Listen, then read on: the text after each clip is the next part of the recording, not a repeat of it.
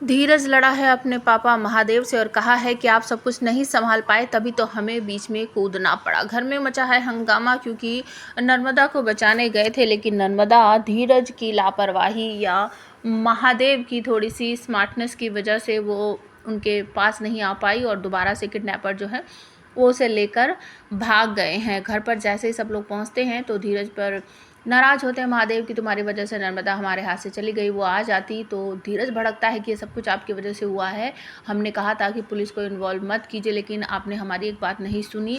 महादेव कहते हैं तुम्हारी वजह से हुआ, अगर तुम बीच में नहीं आते तो हम सब कुछ संभाल लेते।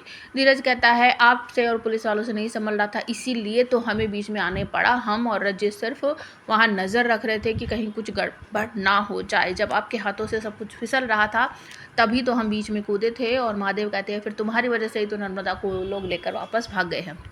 घर में बहुत तू होती है और उसके बाद सभी लोग ये तय करते हैं कि अब अगर फिरौती का कॉल आया तो हम चुपचाप जाकर पैसे देंगे, पुलिस वगैरह को इन्वॉल्व नहीं करेंगे। मोगरा और उसकी माँ सोच रही है कि अब चाहे कुछ भी करना पड़े, इस नर्मदा के चक्कर में हमें पैसे बटोरने ही पड़ेंगे। लेकिन ऐसा इस बार भी नहीं होने वाला है। जैसे ही फिरौती का कॉल आता है, नर्मदा को बचाने के लिए इस बार धीरज जाने वाला है और साथ में रज्जी भी जाने वाली है। तो धीरज जाएगा और कहेगा कि हम पैसे लेकर आ गए हैं, आप लोग हमारे भाभी को छोड़ दीजिए। गनमन दिखाते हैं सबकी। वो तो पलट कर धीरज कहता है कि ठीक है, पहले आप हमारी भाभी को छोड़िए फिर हम पैसे रखते हैं। तो जैसे ही पैसे उनकी तरफ को जाते हैं तो नर्मदा समझ जाती है कि धीरज हमारा सपोर्ट करेगा, तो वो पलट कर उस गुंडे के हाथ से गन छीन लेती है और उसकी गर्दन में कुछ मारती है जिसकी वजह से वो नीचे पड़ जाता है।